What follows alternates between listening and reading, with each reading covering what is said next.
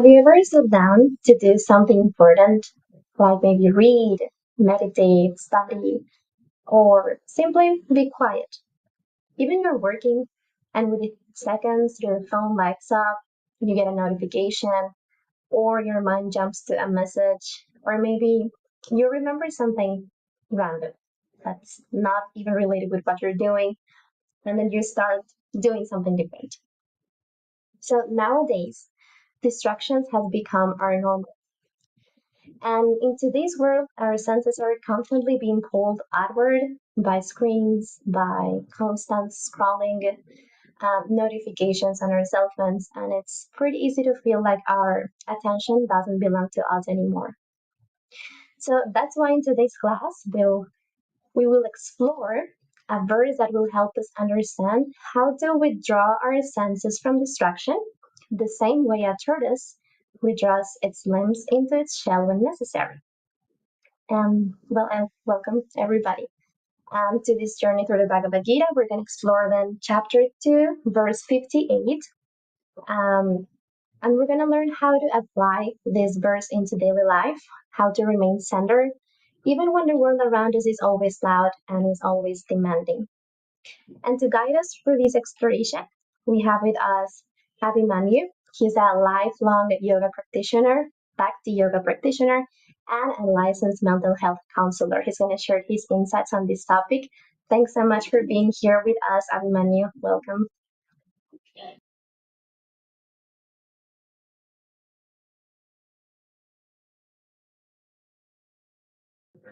So yeah, so I There you go. It was okay, muted, but now we can hear you now. Yes. okay, good. So yeah, thank you very much for your introduction. I will offer a few prayers invoking divine grace, and then we will explore the topic of how to actually maintain our focus, how to stay mindful, and how to stay centered amidst all the distractions that come both from outside and from within.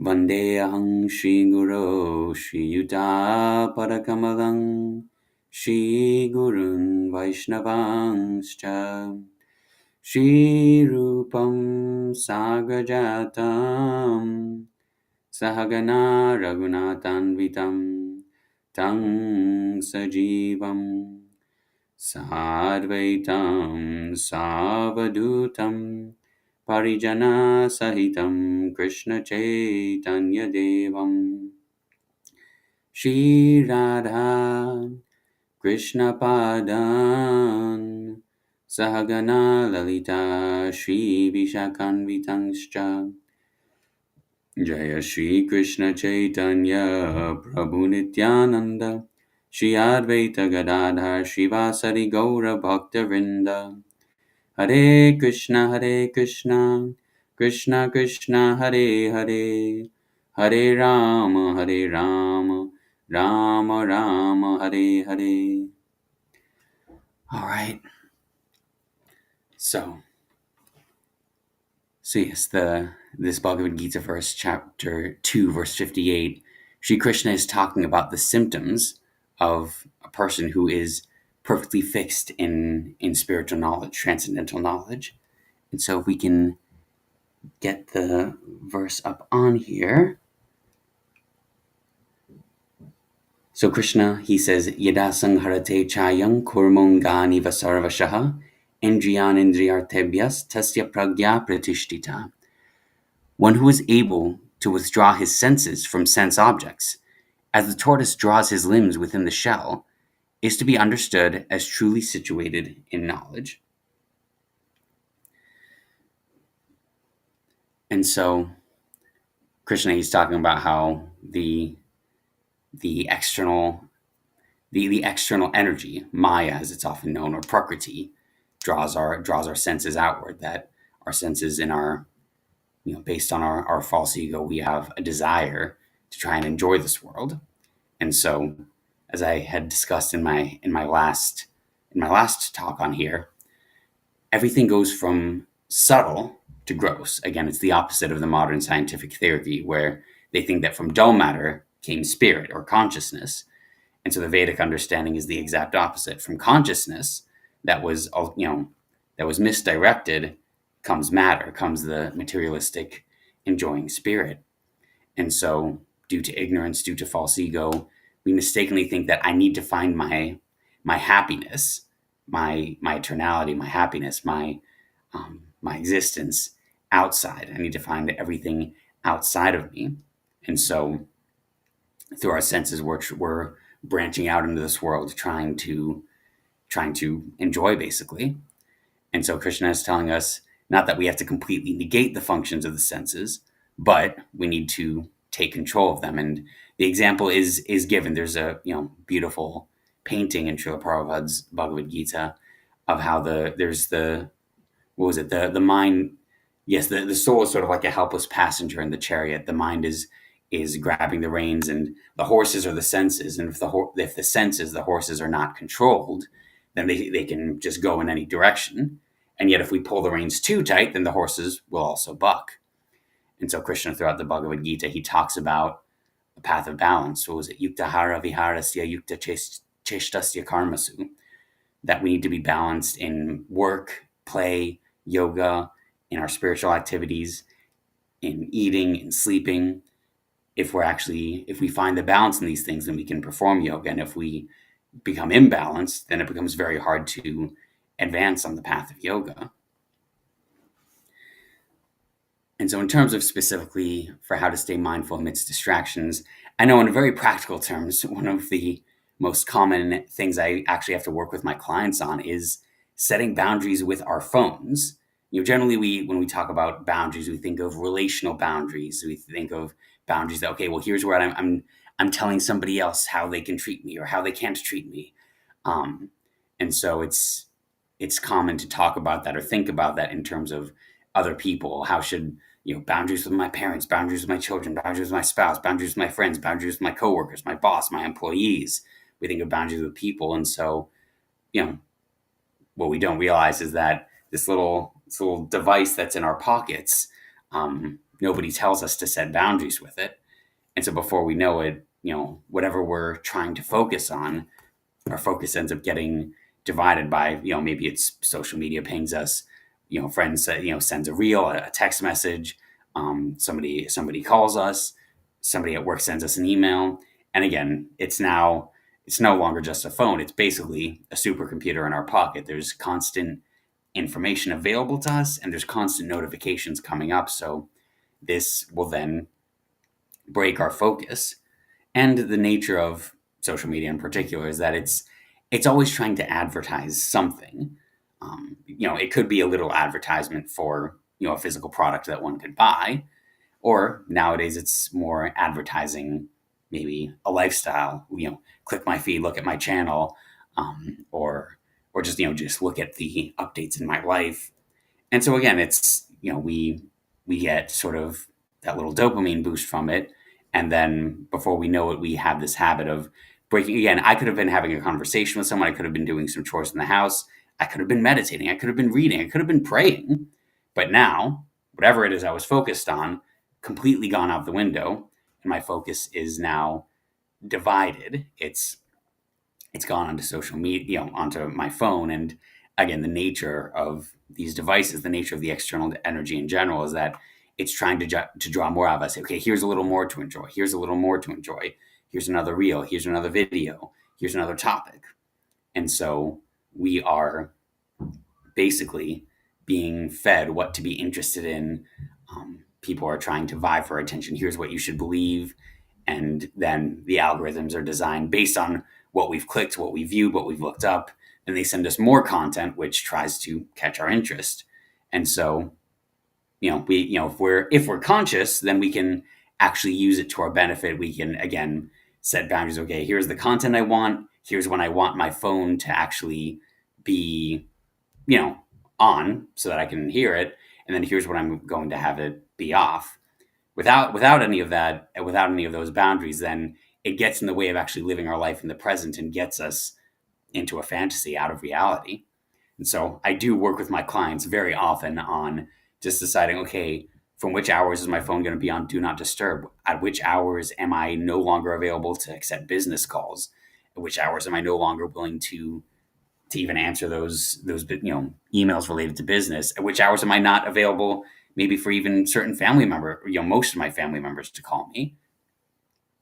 And so, yeah, a lot of times when people talk to me about how I just have this sort of kind of pervasive sense of anxiety, and when I get down to it, a lot of times it's that, yeah, they're, whether it's their, oftentimes it's their business, but could be just their phone in general, that there's no sense of boundaries, that even at all hours of the night, their phone is on. And it could be social media, family, friends sending funny texts, or people, whatever it is, people are just vying for their attention. And it's not it's not the world's fault that it's vying for our attention.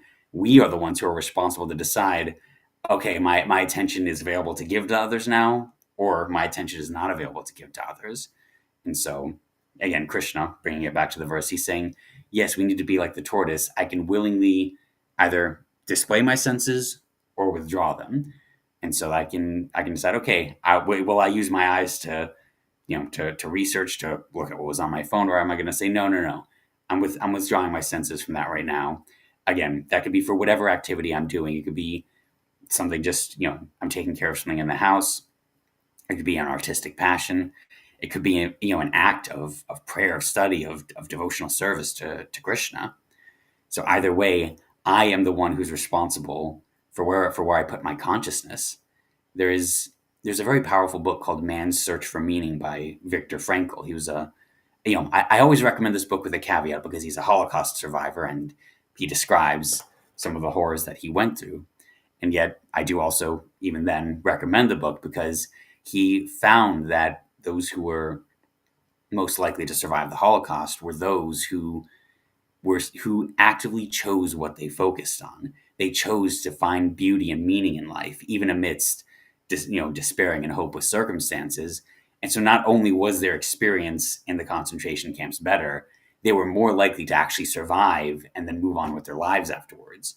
Whereas those who were more focused on that which was not in their control, on the hopelessness of the scenario, they were also, those people were less likely to survive.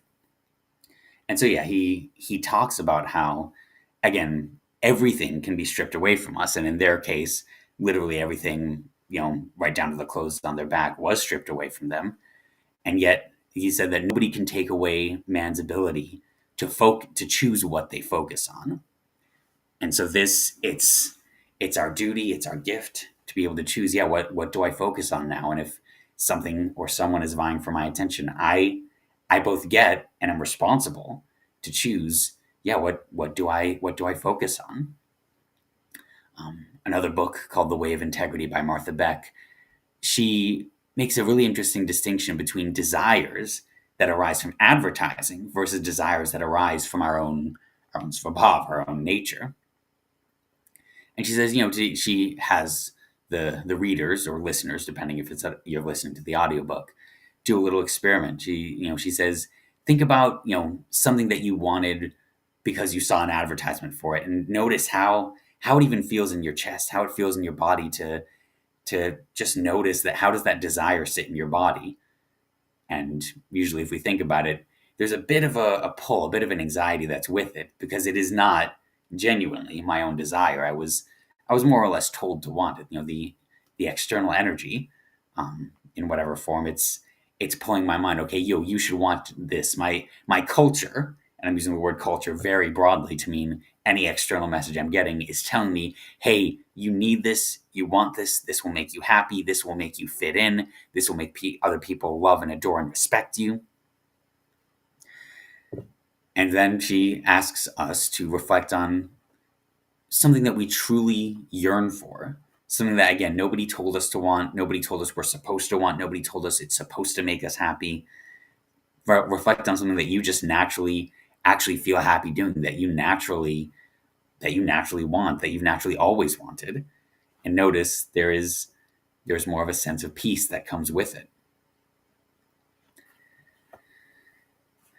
And so yeah, this is the, just a small exercise to give us the experience of, okay, what is being externally motivated, again, by culture, by social media, by what others are telling us, versus what do I truly innately yearn for? What do I innately want to go for?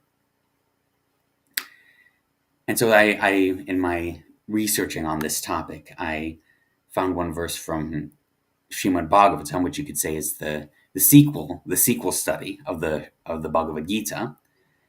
And in this conversation, there's one, I believe it's spoken by Maitreya Muni, where he says, "O great Supreme Lord, offensive persons whose internal vision has been too affected by external material activities cannot see your lotus feet, but they are seen by your pure devotees, whose one and only aim is to transcendentally enjoy your activities."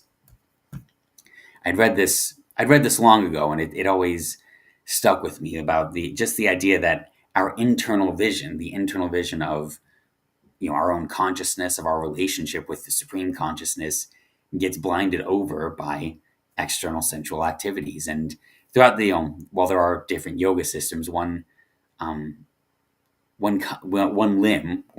limb of the Eightfold Yoga process, I believe it's pratyahar, the withdrawing of the senses inwardly.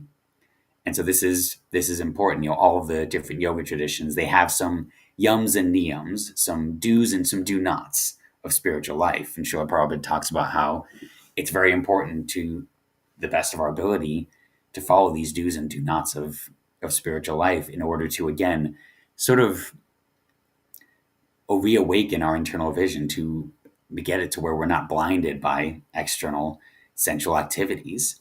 And the actual Sanskrit used for those materialistic external activities is asat vritti. And so asat, in getting into the Sanskrit, sat or satya means truth. Asat means untruth, or yes, sat can mean truth, it can mean eternality. So asat means untrue, it means temporary. And vritti means inclinations, or the drives. And so asat vritti, that our internal vision, the internal vision of spirituality within our heart, it gets blinded by all these temporary and false inclinations we're given. Again, the external energy, in very practical terms, oftentimes that is advertising, social media, or it could be other aspects of the culture around us. It sort of falls. It gets us going outward instead of looking inward. Yeah, what is my nature actually telling me? What is the super soul prompting from within my heart? And so, yeah, Srila Prabhupada, our acharyas, they talk about how it is important to actually practice some restraint of the senses. Srila Prabhupada, he talks about, the four regulative principles being some of the primary ways that we practice that restraint of the senses. And I think in the Gita, in one place, he refers to it as the regulative principles of freedom. And those regulative principles being to stay vegetarian, to not eat meat, to not indulge in gambling, to not indulge in intoxication, and to not indulge in extramarital sex.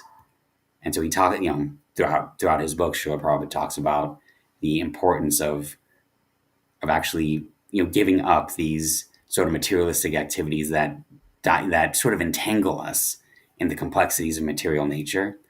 And by both letting go, by recognizing the do nots. Okay, do not sort of go out of these bounds. Do not overindulge in the pleasure of the senses. And then following the do's of actually engaging my consciousness in yoga. Yoga meaning connection with the divine.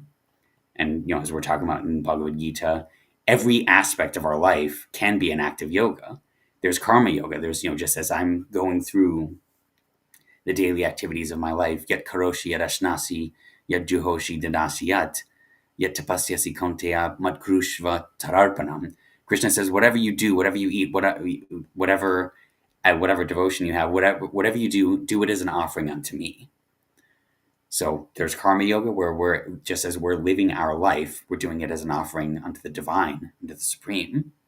And thus we purify our consciousness by, we're doing the same things that we're going to be doing anyways. We have to eat to survive. And so instead of eating unconsciously or just being driven by the senses, we are learning the process of actually offering what we eat to Krishna, and also sustaining our body for the sake of devotion, of transcendence. And then there's jnana yoga, that we are cultivating awareness, knowledge of the difference between matter and spirit. I know in my last talk, I went into detail about all the aspects of the subtle body, the consciousness, the false ego, um, then the intelligence, the mind, and then how from those subtle elements come the gross elements of sound, ether, and so on. So Jnana Yoga involves cultivation of knowing the difference between matter and spirit, and then more specifically in the Vaishnava tradition, that is especially described in Bhagavad Gita, it's cultivating what we call sambandha gyan, or knowledge of our relationship with the divine. And so that includes what is, as a jiva, as an individual soul, what is my relationship with the divine, with Krishna himself? What is my relationship with this material energy? And Srila Prabhupada is famous for saying, "You are not this body." Even in translating the words "aham brahmasmi," one might translate that as, "Oh, I am spirit, I am Brahman." But Srila Prabhupada, he would translate "aham brahmasmi" as, "I am not this body." So he really wanted to drive it into us that my relationship with this material world, that I am not of this material nature. I'm of the spiritual nature. I belong to Satchidananda, to the spiritual world. That the jiva's nature is Satchidananda. We are eternal. We're naturally full of knowledge, and we're naturally full of bliss. And so therefore, because that is my spiritual nature, I seek eternality. I seek knowledge, and I seek unending bliss. If we didn't have these things inherent in our nature, we wouldn't seek it. Even in the material sphere, if somebody may not be, well, for one, people do try to live forever. They're through all kinds of maybe medical procedures. First of all, there's the sort of endeavor to reverse aging, to slow down aging. Or if we cannot successfully keep the body alive forever, we try to make it look like it's not aging. My father would always joke that there's a store called Forever 21. They did not name it Forever 51 or Forever 71. There is a reason for that, because there is the desire to remain forever young, to remain forever. And so, recognizing, that Jnana Yoga, recognizing that I am not, I'm cultivating the knowledge that I am not of this world. I'm not even, I'm not even the thoughts that are coming in my mind. While it may seem internal, ultimately the various thoughts that come into my mind may not be so internal, because again, we're very influenced by the external energy, by, again, social media is a big one, could be by what our parents, our schools taught us, different books, different movies, things we've read. Much of the thoughts going in our mind are not in one sense so genuinely our own. Again, the mind is ultimately matter. It's not as gross and physical as the skin on my face or, the plastic in my headphones, but the mind, it is matter, and it's based on conditioning. We get conditioned to think and feel in certain ways. And so I have to recognize that even some of the thoughts in my mind, I have to get in the habit of not believing my own thoughts. I know I'm full of book recommendations today. I've been listening to an audiobook for "I Need Your Love, Is That True?" by Byron Katie. And she describes some of her life story, that even though she was married, she had kids, she had a good job, but she was just very miserable, depressed, anxious. She slept with a gun under her pillow. And at one point, her misery just grew to such degrees that she checked herself into a facility to get help. And due to no particular treatment, she woke up one morning and she realized she had an extremely profound and yet simple realization. She understood that the reason I suffer in this world is because I've been believing my thoughts.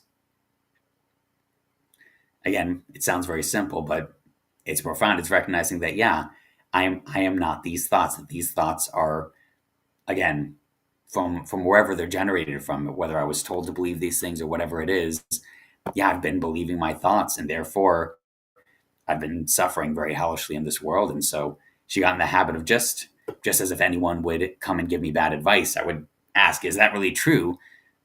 She got in the habit of asking that with her own mind, that whenever her thoughts would come and were tied with suffering, she would ask herself, is that really true? Or could the opposite be true? And so tying this back into what Krishna is explaining to us, even the mind is sometimes considered the sixth sense. The five senses being, sight, sound, touch, taste, and smell. Traditionally, those are the five senses. And then sometimes the mind is considered to be the sixth sense. And so for the physical five senses, there are more clear sense objects delineated. Was it for sight? There's form, sound. Well, for hearing, there's sound. Obviously, for taste, there's there's the taste in the food we eat. There's physical matter to touch, and so on. Each of the physical objects, each of the physical senses has a specific sense object. And as far as I've never actually heard of a direct sense object delineated for the mind. And yet the mind is one of the senses that we need to be able to withdraw, just as, again, the tortoise withdraws its limbs. I need to also be able to withdraw when I notice my mind is creating suffering. And oftentimes, if the mode of ignorance takes over, my mind is going to the past. I'm lamenting. I'm resenting. I'm getting angry. I'm trying to control. Well, if it hadn't been this way, I could have lived a better life. Again, it's ignorance. It's completely taking me out of the choices I do have in life. Or Rajagun, then, because again, the material modes are always vying for supremacy. Sometimes the mode of ignorance will pull us to the past, and sometimes the mode of passion will pull us to the future. And that's usually when anxiety comes in, because I'm trying to control the future, but again, I'm not in control of the future. There are so many factors that are unknown. I can't make choices in the future. I can only make my choices right now. And so, just to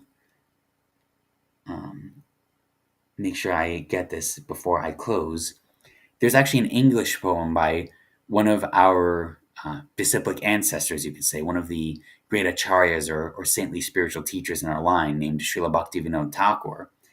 He was a very prolific writer, and he was the first of the Vaishnava acharyas to spread the message of Bhagavad Gita and the Vedic scriptures in the English language. And so, and he actually wrote one English poem called Saragrahi Vaishnav. I won't go through the whole thing, but just one relevant line. He says, "Forget the past that sleeps, and ne'er the future dream at all, but act in times that are with thee, and progress thee shall call." I'd heard this a few years ago. It's very, very beautifully written. And again, English would not have been his native language, but clearly he had such beautiful mastery over it. And so yeah, he gets into the importance of, again, don't give in to the pull of the mode of ignorance that wants to go to the past and say, it shouldn't have been this way, shouldn't have been that way. I should have done better. They should never have treated me that way. And we can't allow the mode of passion to pull us into the future. Okay, well, I just need to control to make sure that nothing goes wrong in the future. But we can't make progress like that. The mode of goodness is where we stay in the present. Okay, let me look at the existence. Let me look at reality as it is, not as I wish it was, not as I hope it will be, not as it should be, or as it shouldn't have been. Let me look at reality as it is. Let me learn to love and appreciate the reality, and actually let go of all the different pullings of the mind. Recognize that actually there are so many beautiful, wonderful things I have in the reality that's right before me now. And so this is the mode of goodness. Even the word sattva, again, that verbal root sat is there: existence, truth, eternality. The material mode of goodness is, mixed with the other modes, but still it's somewhat of like a gateway to transcendence, where if I can allow myself to stay in the mode of goodness and then practice ultimately, the different yoga systems culminating in Bhakti Yoga, devotion to Sri Krishna, then I can actually start to cultivate transcendence, first starting with just the awareness of consciousness itself. And in the Bhagavatam verse I had mentioned, Srila Prabhupada talks about how first the yogi realizes consciousness. He realizes that, yeah, I'm not this body. I am the witness to my experience of life. And then that consciousness further advances to awareness of the supreme consciousness, Ishvara Sarvabhutanam Hriddeshe Arjuna Tishtati, where Krishna says that the super soul, just as there's the individual soul that's illuminating the body with consciousness, like the sun illuminates the universe. And so similarly, there is the super soul, that manifestation of the divine that resides in the heart of every single one of us living entities. And so ultimately, by the practice of yoga, we get an experience not only of our own consciousness, but of another consciousness, of the divine consciousness, the Supreme Lord, who is both separate from us and yet always very intimately connected with us in a very loving relationship. And so, just in summarizing all that I've talked about today, Krishna, he's giving us the responsibility to control our senses, to choose where do I choose to put my focus. I cannot allow the world to dictate where my focus is. I am responsible for where I put my focus. I am responsible to keep my focus in the present moment and to be conscious of my relationship with that supreme consciousness, with Sri Krishna himself.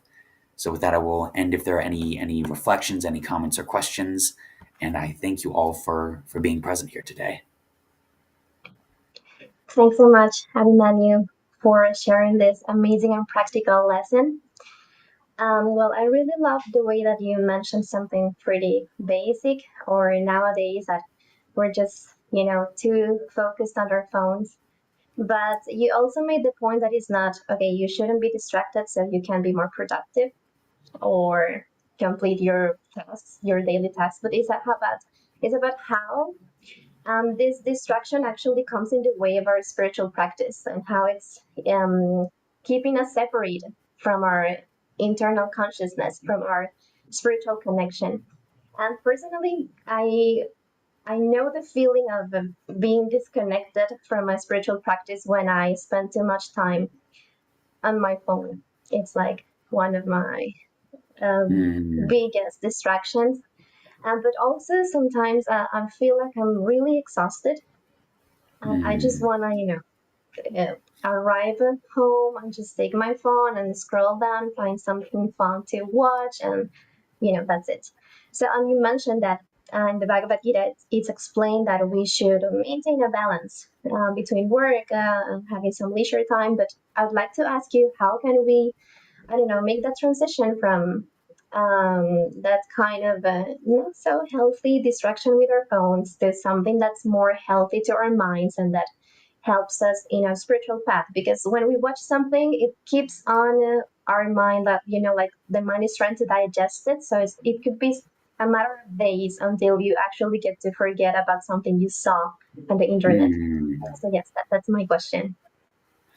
Okay, so yeah, basically, how do we maybe, in the spirit of having a healthy balance of both recreation and spiritual life, how do we maybe go towards? You're asking how do we go towards maybe a healthier way of either tuning out or recreation instead of just kind of maybe getting sucked into our phones. Exactly, that's it. How can we, Okay. transition from this point to the other point? How can we maybe increase motivation to other types of distractions that are not only just getting easy, that hormone that makes you feel happy through the phone? Right. Right. Not chasing the dopamine highs. And so, and I will, be forthcoming and acknowledge that, yeah, it's an ongoing, maybe practice, sometimes a struggle for me because it's also tempting to sometimes, okay, I have a minute or two here and there. I can pull up my phone. And so sometimes I have to ask myself, what is it that I really, one question I can ask myself is, what is it that I really want to do with this time? What is it that I'm really wanting to make time for?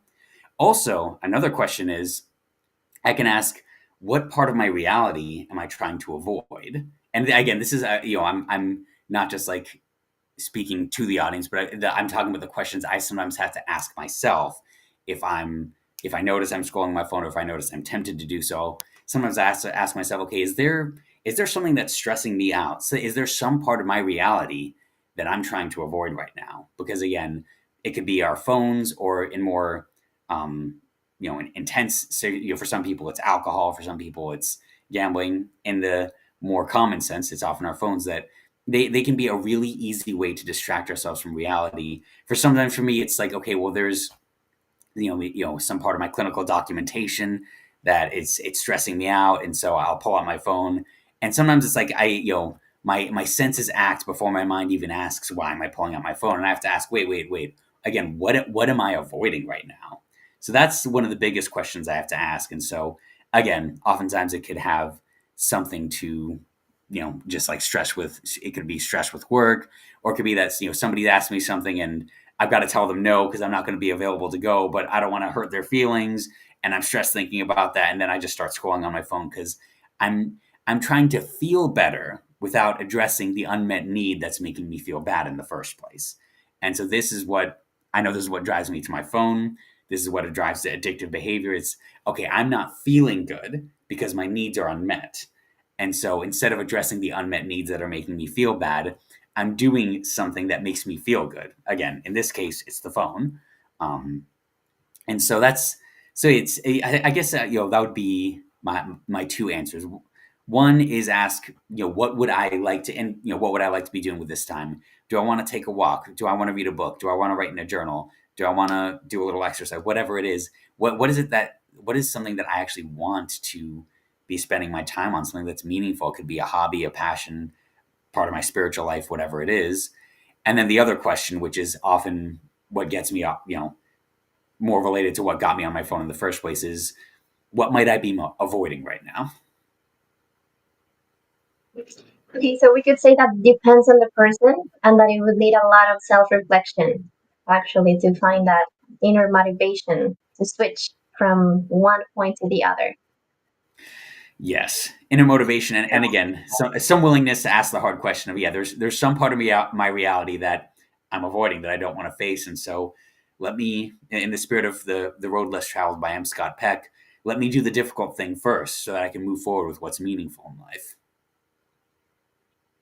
Yes, thanks so much, Abhimanyu, because we're really used to, I don't know, desiring to get things easily. And the fact that we actually have to do the work step by step is something that's needed nowadays. So thank you so much for that answer. It truly inspires me in my own journey. So that's something that I'm gonna try to remember each time I go again to this distraction, but I know it's going to happen. So thanks so much for that advice. I'm sure our audience also would find it helpful. We have a comment by Colleen here. Much appreciate your practical application to focus on meaningful spiritual practices, internal vision. Yeah, thank you also. Thank you, Subhadra Dasi, for your very relevant and insightful questions. Thank you to Sienna and Colleen for listening and participating here, and to anyone else who may be watching. Thank you all so much. Thanks so much, Abhimanyu, for joining us. And well, I'm looking forward to meeting you next time. Goodbye. Thank you. Have a great day. You too. You too. Thanks. And well, to everyone who joined us today, thank you once again. And to everyone who's watching after this session has gone live, also thank you for keeping track on these lessons. Of course, the invitation is always to join live on Mondays at 7:30 p.m. and Thursdays at 8 a.m. UC, and to follow us on our Instagram account at Ashram Talks EMD. Of course, we'd love to hear from you. So if you have comments, questions, or if you'd like to address anything, our speakers will be more than happy to address your inquiries in next sessions, or maybe through our Instagram account. Also, we frequently post some videos with our speakers taking some time to answer questions we get on our comments. So thanks so much for joining once again. And well, I hope you have a great rest of the week and see you again on Monday, everybody. Thanks so much. Goodbye.